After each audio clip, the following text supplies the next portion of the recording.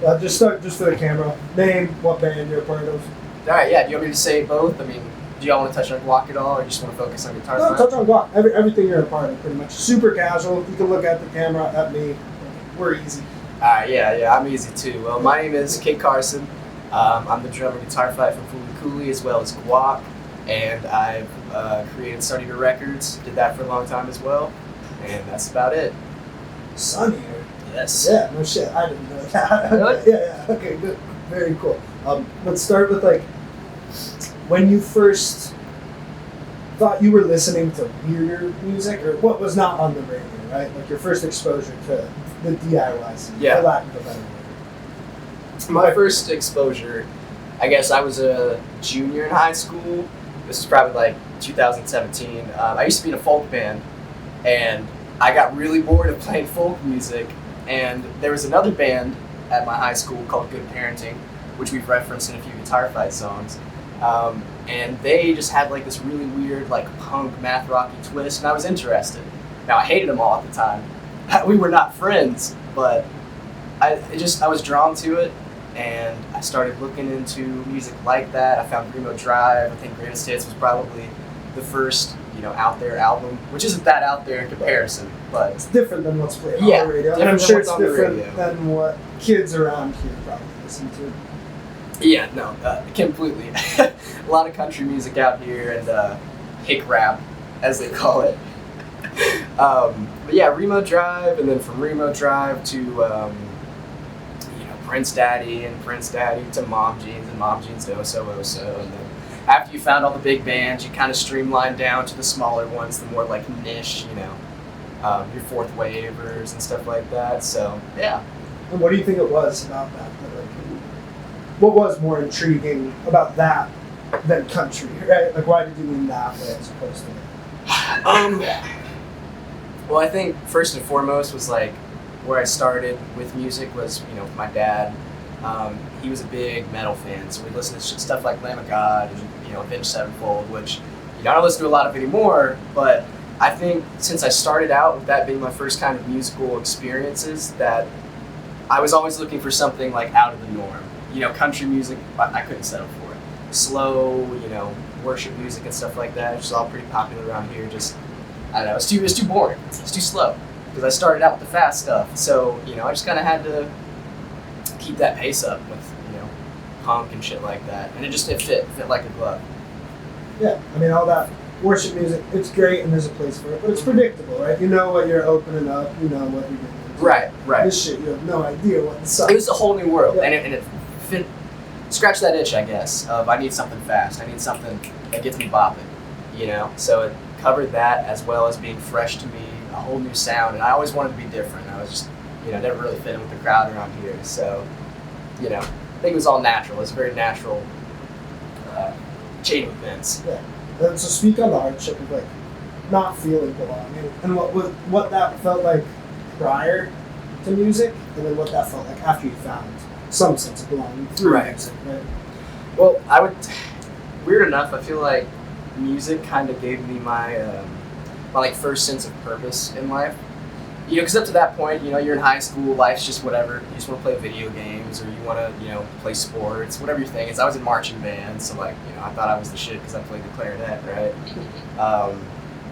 But when I learned the drum set at 16 and started realizing like, oh, I can play in a band. Oh, like I kind of, can make music. I have ideas and stuff. Like up to that point, like what else I had been doing? I hadn't been doing shit. And then it was just like, wow, I found this and people like it and people want to jam, So I think it just gave me a sense of purpose where I did not have one beforehand.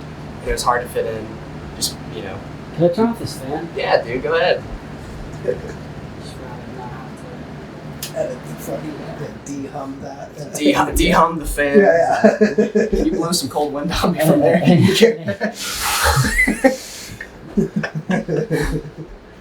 Okay, so covered that. Then what were you doing? What was the initial reaction to Guitar Fight from the locals? And like, talk about the nerves of like.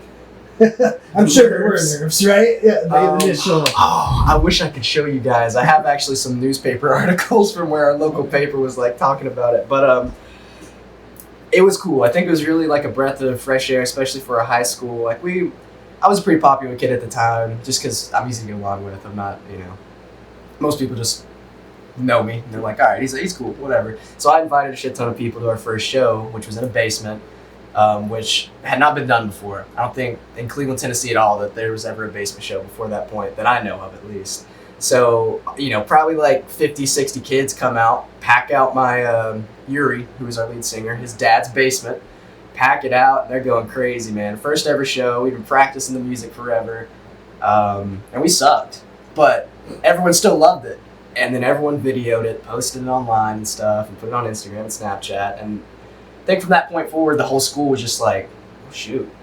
People were like, I want to go to the next one. When's the next one? They start coming up to us like, oh, when we doing this, And I think we actually, just from existing, turned a lot of people on to Remo Drive and all that shit. All the DIY music. And before long, it kind of just like spread like a virus. I feel like, which is what you want. Yeah, so that's a good sign. Mm-hmm. And so you guys said you practiced a lot, but prior to playing the show. Yeah. Yeah. We practiced a lot. That. Probably like 3 or 4 times a week while being in high school. Sure. So a good chunk of change, dude. We were just nervous.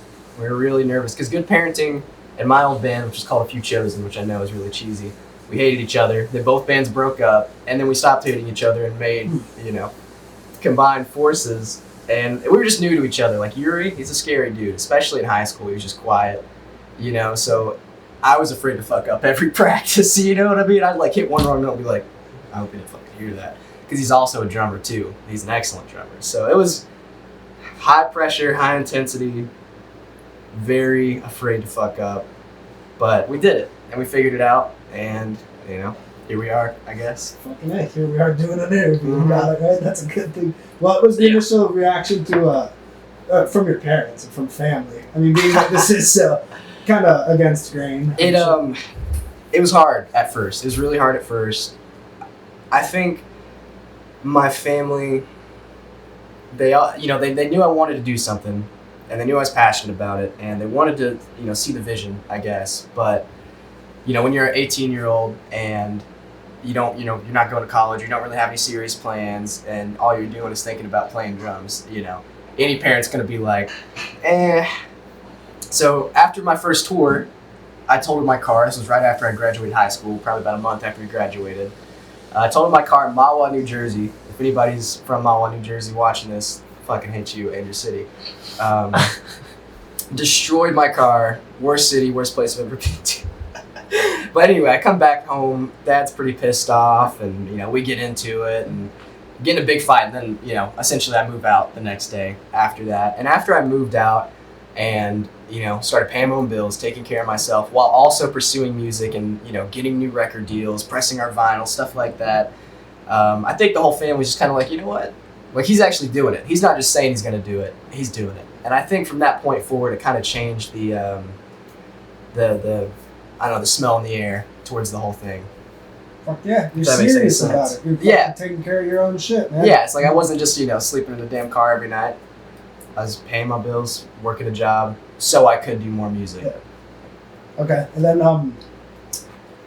what would you consider, if you didn't have to use genre names, what would you consider like the music in Guitar Fight is? Without saying math rock, without saying DIY. Like, what do you think, what is the mission objective of that band? The mission objective was always to, and then I can't speak on the creative vision because that's Yuri's department. I'm just, the drummer, and I book the shows. I talk to the people. You know what I mean? I do the talking, they do the playing, the writing, all that shit. But what Yuri always was trying to do was find a way to combine some serious metal influences while also combining some serious fourth wave DIY riffage, some band names that I can't mention, stuff like that. Just kind of combine the two, because realistically I don't think it's really ever been done. You know what I mean? Just like super chuggy metal riffs followed by super emo lyricism and drum beats and all that shit. So I think it was always, and still is, just trying to find the perfect balance. You know, the record Soak was the closest we ever got to the perfect balance, but it's still not there yet, you know? It's one of those things where nobody's really done it, so there's not really a blueprint. So it's like we're trying to figure out the perfect formula, I guess, if that makes sense. You're writing the blueprint, buddy. What about what's your role in Guac? Is it a similar kind of deal? Yep, same deal. I'm the drummer, and I found Guac through Sunny to Records, signed Guac. Dude didn't have a drummer, Zach's his name, and then I was like, dude, you know, I got a drum for you. This band's sick. So it's basically the same deal. I just kind of manage drums and rock out. Speak on the importance. You talked about you were the guy who networked, for lack of a better word. And what is the importance of socializing with the other people in your community? And did you ever struggle with that too? Oh yeah, I mean, I struggled with it. That's where I'm at now. You know, I mean, I'm kind of got a career, the music side of my life. Like I'm still pursuing it, but it's slowing down. You know, and that's because I burnt myself out with the networking. You can't. You go to a new city every night. You got to talk to 10, 15, 20, 25 different people. Everybody wants your number. Everybody wants to text you the next day about, hey, can we do this? Can we do this? You know, and it just gets old, you know, because it's like I never really got to be me. I was always the perfect version of what Kit was. I was always the perfect version of what other people want me to be. And you lose yourself a little bit. It took me a long time after I slowed down for music to kind of re-find out, you know, who I am, what I care about. Because as much as I love talking to people and all that shit, at a certain point, I just want to be like, fuck off. You know? It's not because I'm an asshole, it's just because, damn, you need a break every now and then. I can't be Kit Carson, the fucking Twitter legend, every time I meet you. You know, to every person I meet, you know. It just wears you down. But it is important. It's probably the most important thing. You can play a shitty show and, you know, network afterwards and get awesome connections. You know what I mean? So, yeah. Yeah. Okay, and then what was that like? So the last thing you guys put out was Pyramids, right? For a guitar fight? Yes, yeah. Pyramid. So what was the reintegration, or I guess the taking the foot off the gas for music? How was that, reintegrating into normal life, or taking a break from the networking and the... It was honestly, it's pretty sick. I mean, I moved out. I lived with all of them for a long time, and, you know, it was just time for me to move out. You know, we're all still friends and stuff, but you live with 5, 6 other people, it gets old eventually. Eventually you just want to chill. You know, so I moved out and music started slowing down. You know, we weren't really talking about Guitar Fight anymore, if we were talking at all. And I just wanted to find the next thing, you know, which was firefighting. You know, so I saw they were hiring, applied, and here I am. It was just nice to realize that I'm capable of doing other things than just music, you know? I can work my ass off, finish something, do some awesome shit because of a lot of the things that I've learned through music, if that makes any sense. It almost created a confidence I didn't know I had, you know, being able to be in a band and tour around and meet many people, you know, all that shit. It builds you up if you let it. And that's what I was going to ask you. If any of the experience in the DIY scene applies to real life, right? And yes. It sounds like it does, right? It definitely does, but at the same time, it's it can very easily go the opposite way, I feel like. You know, if you aren't careful, you will completely lose who you are. You will completely lose confidence in yourself if everybody on Twitter's mad at you for some stupid fucking shit you did. You know, you can let it ruin you if you aren't careful. You gotta find a balance. You're gonna burn yourself out, or you can let it benefit your life. Decision's yours, you know. You gotta be mindful. I think people get really excited when they, you know, haven't felt like they're a part of something most of their life, and then they find this, and everyone's so loving and accepting, you know. And then you full send it, you balls to the wall, DIYs my entire life, and that's when you get in trouble. Excellent. Is there any? So some of the bands we talked to, I mean, emo is tossed around a lot. A lot of them are embarrassed of the sounds they made, especially the older dudes in their 40s. Is there any of that? Well, it's true. A lot of them fucking they don't want to talk about it. They don't want to. Oh shit! Let me tell you what I think about. But how do you currently feel about the sounds you made, and as far as showing people in your life now, is there any hesitance? You don't need to hear this yet. Well, okay. As far as showing people goes, yeah. I mean, I live in Cleveland, Tennessee. You know, we have a population of 20,000 max. You know what I mean? So no, I don't want to show anybody here my shit unless I trust them, unless I'm close to them. That's just how it is. But as far as like being embarrassed for anything I've done, hell no. You know, like even back to my folk band, which completely sucks. When I was like 15, 16, just started playing drums, like it's embarrassing how bad it is. But do I care? No, because had I not have been at that point, I would have never made it to the next point, and the next point, and the next point. So it's like I'm not going to be ashamed of progress, you know? Sweet. Yeah, a great answer. Because I always say it's a preservation of like you as a child. Yeah. And I think that should be cherished, not embarrassed. Right? Yeah, exactly. Yeah. And then so outside of music, I mean, it sounds like firefighting's huge for you as far as finding like solace in life. What else are you doing that gives you any purpose or belonging? Well, family is really a big thing for me. Like, I kind of lost that connection a little bit, you know, always being on the road or, you know, focusing so much in music that I forgot, like, you know, these people love me, they care about me, and just because, you know, they can't go on a tour with me doesn't mean they don't deserve my time. So now it's like, you know, I'm helping out my grandma with her house, and we're helping this family out. You know, I might be adopting my little brother and sister here in a few years, so I'm kind of mentally preparing for that, trying to realize, like, I can't be a kid for fucking ever, you know? I can't live on the road, I guess, if that makes any sense. Sometimes you just gotta suck it up, grow up, and be there for somebody else so they can have a half-decent life, you know? So that's what I'm working for. So that's exactly what we're going through. I mean, he's pursuing college and about to finish. Fuck yeah. I'm about Fuck to build my dad's house with Yeah. them. Speak on like the bittersweet quality of like, you know, once you were a kid and you were going wild, driving from city to city, and there's beauty in that, even though it's Yeah. fleeting. But it's bitter to have to leave that. Wouldn't you agree? Oh, yeah. Yeah. Oh, So yeah. speak on that. How it's been simultaneously beneficial and detrimental. Yeah, no, I mean, it sucks knowing that I can't just be on the road, get drunk every night, sleep in some random basement, wake up not knowing what city or state I'm in. I mean, that shit rules. But as fun as it was, and as much as I'll cherish it, and hell, I might even get to do it here and now, if I'm lucky, in the future. But as much as it means to me, it can never give me the sense of purpose or fulfillment that growing up, becoming an adult, realizing that my immediate happiness is not what's going to make me happy in the long run. You know, that there's things that are more important. There's investments I have to make. You know, that's the shit that just like changes your whole worldview, I guess. What have some of those investments been thus far? Well, investments as in like They're I not said, even financial. But No, not emotional financial, and not time financial. investments. And crypto. No, Yeah. no, like my brother and sister, man, like shit like that. Just, you know, trying to be the best person I can be now.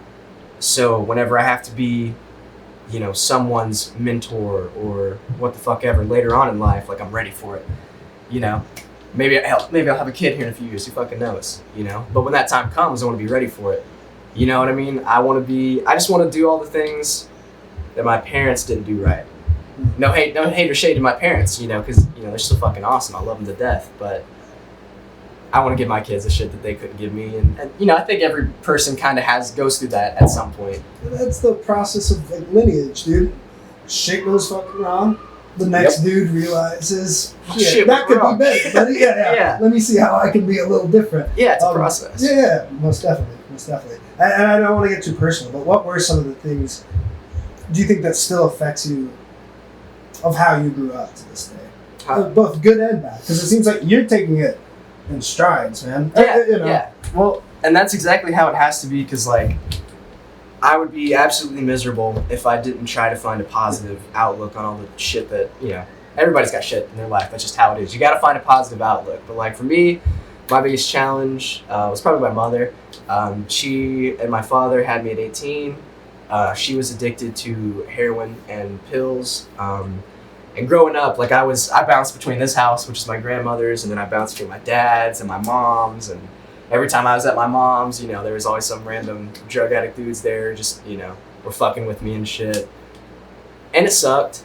But I never gave in to like the hatred, you know, because you want to hate somebody who treats you like that. You want to hate it when you go and you see your mom and she's passed out on the couch for fucking 12 hours, you know, like that shit sucks, but it'll consume you if you let it, you know? So now when I think about my mom, I don't think about some evil, addict, whatever the fuck. I just think of her as a woman who had some horrible shit happen in her life and she never figured out how to deal with it. You got to show that love even when you don't fucking want to. Because otherwise, like I said, I would be miserable, And that love is what's going to change things, bro. Yep. Hate keeps you exactly where you are, my friend. Yep. Yeah. And we touched on this a bit off camera, but like when we talk to some bands, as far as regarding drug use, it's either super overboard, use a lot, or straight edge vegan. I don't do anything external. What was the scene like here? And I know we talked about it a bit. Specifically here in like Chattanooga, Cleveland, where you guys were growing up playing shows, and even in the band, was there drug use going on? I mean, it's different for everyone we talk about. Yeah, definitely. There was nothing as far as our circle goes. Like guitar fight, weed was about the only thing anybody ever did. Weed and alcohol. I never really smoked weed. It was never my thing, But the other two dudes loved it. You know what I mean? So I was used to it. I was cool with being around it. I just never did it myself, really. As far as the scene goes, it's about the same deal. There's no really not any really hard drug use going on in our scene that I know of, at least. Because I think everyone's kind of smart enough here to want to keep a distance from that because Cleveland, believe it or not, has I think it's 3 times the amount of prescriptions written for opiates than the actual populace. So everyone kind of around here has some idea. They're either are on something or know somebody that is. Yeah, so I think everyone around here, as far as the music scene goes, is pretty smart about staying away from that shit. I mean, you bring some pills to a show, you probably get your ass blow up if somebody finds out. If you ask the wrong person, hey, you want one of these, you're about to get clapped. Because everybody here's got some kind of relationship with that kind of shit. Connection to it. Yeah. Which is the one thing I do take pride in as far as being around here goes, because not everybody's like that and not every scene's like that. So, Yeah, so how do you think this scene can be a vessel for good things, right? Whereas, I mean, I think a lot, I see a lot of punk shows or scenes that condone violence or drug use or a million things that I personally would consider not great behavior. Yeah, not great. Yeah. How do you think this scene can be a vessel for transcending that, right? Do you think it can be, or? I think it could be if people took it seriously, but realistically, I don't think any larger band that's going on tour that's, first of all, it's Tennessee. Nobody's like, oh, Tennessee, can't wait to play there, They're not coming to Chattanooga. They're going to Nashville, or they're going to Knoxville, or, depending on what kind of genre they are, they might be going to Memphis. You know what I mean? It's like Chattanooga, very, very small bloop on the map of, even the state. Which is a shame, because really it could be an awesome place. It really could. Chattanooga's an awesome city. There's, shit ton of people in it. There's not that dude, if that makes any sense. There's not that person that's promoting the shit out of every fucking show that happens. There's not that person who's trying to get the younger folk involved, that, trying to get them out at shows, like, hey, it'll be fun, they got PBR on tap, just come out anyway. There's not people like that, And, I tried to be, but it is a huge responsibility. It's one that it's got to be the right person at the right time to take that position to turn the scene around. And I know I'm not that guy, and there's freedom in knowing that I'm not that guy. But that's what it needs. It needs a person like that. Yeah. Which, whatever. The face of the scene. Yeah. Huge responsibility. We didn't touch on this earlier, but when was the moment you realized you wanted to participate in music rather than just observe it?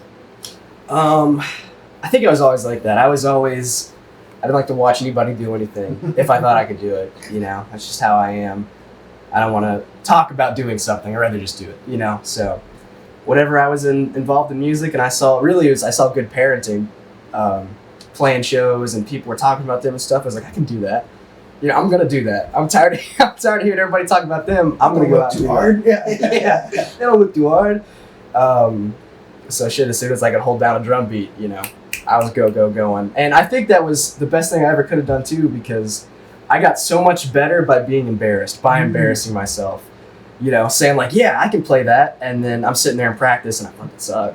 you know. But that embarrassment and that humiliation is what, you know, the next day would fuel my practice. That's what would make me, you know, figure the shit out. So it's like, you know, yeah, I did just want to do it. So yeah, lights a fire under your ass, man. Yeah, dude. Fail. Light of my damn self. If I got it, you know? Fail hard, work better, right? Yes, sir. Yeah. Yes, sir. And then so outside of music, as far as movies, of course, like, are you into anime? Are you, or, you know, because I have to ask that just because the name of the band. But what do you watch? You got the odd one out. I kind of imagine just by talking to you now. Yeah. It's not that I, you know, don't like it. I'm not like anime. That's some fucking nerds. You know what I mean? Mega adverse about it. Fuck you. Fooly Cooly. I watched Fooly Cooly after I joined the band. Okay. I joined the band. They made you watch it. Yeah, they were like, dude, you haven't even seen it yet. You fucking babe. You fucking poser. So yeah, I had to watch it after that. Did you like it? It's alright. I'm the same. I thought it was fine. Sure. You know? And I like anime too, but I'm the lesser. Yeah, I'm the lesser of he and I. But what do you watch? What do you find inspiration on outside of Sonic arts? What do you consume, I guess? Like media wise? Yeah. Dude, I wish I had a real answer. I don't really. I'm a pretty busybody. Like, I'll sit down and watch a movie. I'll watch some Netflix and stuff, but like, I'm the type of person, like, I'll get depressed if I don't move around and do things, you know? Which there's nothing wrong or right about that. It's just that's how I am, you know? So if I'm not constantly in some sort of motion, I get stressed. So if I sit here all day and watch 6 hours of a show, even if I love that show, exactly, it just messes with my head a little bit. It's like, man, you should be doing something. There's something you could be doing, you know? So if anything, sometimes I have to remind myself, dude, you should just chill for an hour, watch a movie or something, chill the fuck out, you know? That's just kind of how I am, though.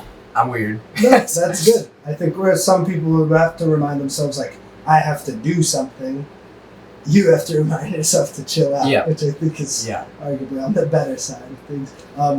What does it look like when you're working too hard and too much, or how do you take a step back from everything? And I know it's a loaded question. No, you're good. I'm getting better about it because before, especially with Guitar Fight, I would burn myself out to the point that I was like, I'm miserable to be around, you know?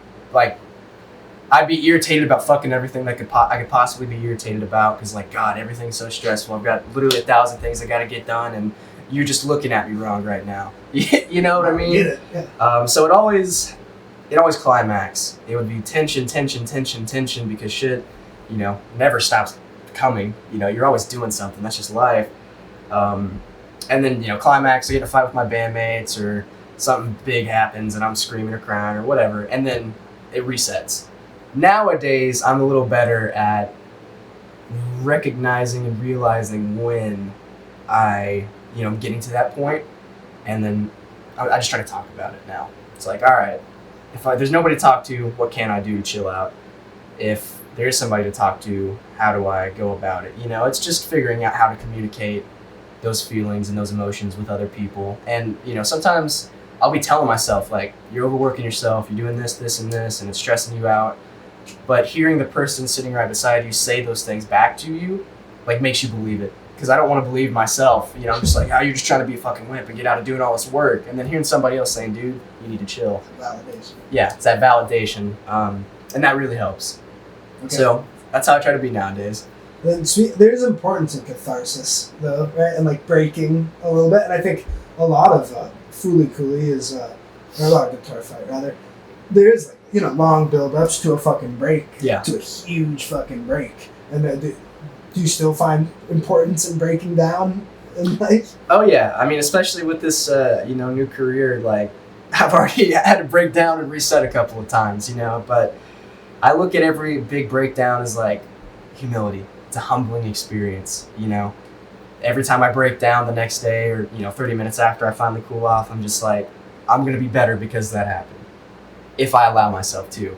So it's all about rolling with the blows, you know. If you hit your shin on something and it hurts like hell, you know, next time you hit your shin there, it's not gonna hurt as bad. You know what I mean? Shin conditioning, baby. Desensitizing. Desensitizing. Yeah. Get used to it, Jack. And then let's see. So you're the drummer. So there's a lot of momentum in Guitar Fight. Can you relate to that at all? As someone who's not, I don't have a lot of musical terminology, right? But you guys, the way you drum, I mean, it's speak on that. Speak on who influenced your drum style and like what. I love the way you drum and. You're like it's shit, but like I'm still curious. Shit. No, not at all. But there's a ton of fucking momentum. Who were you listening to drum wise? Well, it's one of those things where I can't take all the credit because Yuri, is a fucking amazing drummer, Sure. and he's one of those dudes that like, there's a few Guitar Fight songs I've written myself on the drums, but most of them he writes because he's one of those dudes that's got to micromanage every little aspect of the music or he'll go crazy, So a lot of times with me and Ryan, we would just get a demo after like 2 days of not hearing from him, and then every instrument would be done, and we'd be like, all right, I guess we're gonna learn it now, So I can't take credit for all that, but I will say that Yuri is probably my biggest influence, and that is what it is. I mean, shit, he wrote most of the drums. I learned how to play most of the drums. Now I play drums like the drums that he wrote, So Yuri probably, and that might be a bad answer. No, it's fine. And then just name any DIY or math rock drummer. You know what I mean? I'm curious as to how the members, especially of Guitar Fight, seem very, very different. Like probably different in high school. How did you guys form? Or like socially, you seem kind of different. Like you're the networker. Yuri seems very quiet in his head. Like how did that connection even occur in the first place? Well, so it started, like I said, we were both in rival bands. My folk band, Good Parenting, all hated each other, or more or less hated each other, more so made fun of each other's music all the time. You know what I mean? Just like, that shit sucks, But when both bands broke up, which were both like falling out kind of things, neither breakup was super clean, to my knowledge. Me and Ryan, who was the bass player in Good Parenting, we had some classes together and been hanging out. We were cool, Good Parenting, Good Parenting is like Knife Fight, Carcinogens, that band, right? Those are the songs? Do I Look Happy? I don't think so. Oh, then, okay, sorry, go on then. Good, you'll go to, just look up Good Parenting on Spotify, you'll find them. Okay. It's like, they probably have like 20 monthly listeners now. Sure. Yeah, something like that. But so Ryan played bass in there. Me and Ryan were buddies. When the band broke up, Ryan was like, I want to start a band. So he's the one who really started introducing me to the music I was telling you about earlier. I just went from there, dude. And he's like, Yuri wants to join. Okay, cool. Now there's 3 of us. Okay. But Yuri turns out to be the guy who wants to write all the music. So now, the whole dynamic of the band has changed. But it's funny, like, we really are, you touched on this a little bit with your question, like, very different. Me and Yuri, polar fucking opposites. Yuri hates talking to people. Ryan, he's so awkward. I'm not shitting on him. He's just such an awkward dude that every person he meets, like, they just don't know what to say. They're like, I think Ryan hates me. It's like, no, they didn't know what to say to you. And then I'm how I fucking am. Just a freak who loves talking to people. So it was always really weird. We were at each other's throats a lot because it's impossible for the 3 of us to understand each other's perspective considering how different they all are. Well, I'd argue, and I think you probably would too, but I'm curious to hear your reaction on it, of swallowing your own beliefs for the sake of like making something work, right? Yeah. Like it's not always about being right. Like it's about working together, maybe. Yes, right? Exactly. There's plenty of times that all 3 of us had to just suck some shit up that we didn't want to suck up, and that just is what it is. I never looked at it as like a bad or good thing. Like it was irritating.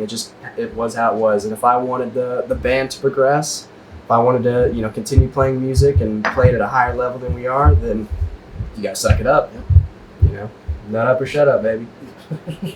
And then I understand you're speaking for a whole band right now, but where is Guitar Fight right now? And what's kind of the status? It's not clear. I don't know. I've probably seen those guys in 2 months, 3 months, I hear from them maybe once every couple weeks. You know what I mean? Like, as far as I know, we're cool, but I just don't see them. You know what I mean? That just is what it is. Like, there's been some plans and some ideas thrown out there. But for the first time in my life, I'm totally okay with just letting them do what they fucking want. Whenever they tell me this is what's next, let's do it. But I'm not gonna put myself back in that position that was really difficult for me to be in for a long time anymore. And like I said, that's no hate to anybody at all. That's just, I can't do that anymore to myself. I've learned my lesson. If I go back to doing that, then what have I learned? Right. So whenever they tell me, hey, we're breaking up, or we're going on a tour, or we're releasing some music, sweet. I'm just waiting for the text, man. Sweet. Excellent, man. Yeah, excellent. I think that about covers it. You did a great interview. You got any more questions? I don't. Yeah. You honestly nailed it all. Yeah. Sorry, guys. I know I talk a lot. No. I got word vomit syndrome. No, it's good. And it seems like you have found... We'll get you another one before we go if you want. Yeah, we can throw you. Yeah, you can't. As a face. Sip We have a welcoming and a thank you. Yeah, right. Before or after. Yeah. Just taking a bite of the damn glass. Cool. I'm curious. So, guac and how that formed and where that is now too. So, whereas my focus with Guitar Fight is kind of, in the other courts, in the other court right now. Ball's the other court is what I'm trying to fucking say. Jesus. Guac is kind of the other way around, where it's like, right now, there's a lot of music, and it's music that I'm very excited for. I mean, it's different from Guitar Fight, but guac is fucking sick, dude. Yeah. I'll have to hook you up with the demos for the new shit, because I think you'll really like it. I think the guac, it's an album. I'm just gonna spoil that. It's an album. I think the new guac album is probably, for me, the last big chance I have to do anything in DIY. For me, it's like my final, if this goes super well and I get a crazy contract and I get to go do this for the rest of my life, I'll quit my firefighting job and go do it. But if I don't, then who cares? I had fun. I love the music. Maybe we'll go on a few tours here and there whenever I have some vacation days, and fuck yeah, But for the first time ever, I'm completely okay with either alternative. I don't feel like my value is based off of the success of this next record, if that makes any sense. But yeah, that's where we're at right now. Just practicing, getting ready to go to the studio. I think you probably already answered this, but that kind of a good segue to another question. Has art, the things you make, depended on how successful it was in order for you to continue doing it? Like, if you made shitty shit in the past, but you kept doing it, like, how important is it for you to have a good reception? I mean, it's critical if you want to be a band, because you release something and have 10 monthly listeners, or you play a bad show, or you feel humiliated. Like, there's a million reasons to quit a band, a million, all the time, constantly. There's always, even now with where Guitar Fight's at, I could think of some reasons that would be like, man, this sucks. Like, I'm done with this. That's just how it is. You just gotta push it to the back of your head, ignore it. It's like with anything in life, there's gonna be a million reasons you should stop doing the difficult thing that you're doing. But you just gotta remind yourself that if it's worth doing, it should be challenging. And if what you're doing is a fucking cakewalk, it's not making you a better person, So that's how I've always looked at it. And that's, anybody listening to this trying to start a band or whatever, that's how you should look at it too. Fucking roll with the punches. Fuck what they said and fuck what you heard, Just keep doing it. Kill and grill. There. Kill and fucking grill, my friend. I think I'm good. Yeah, you covered it all. That was a great interview. Kill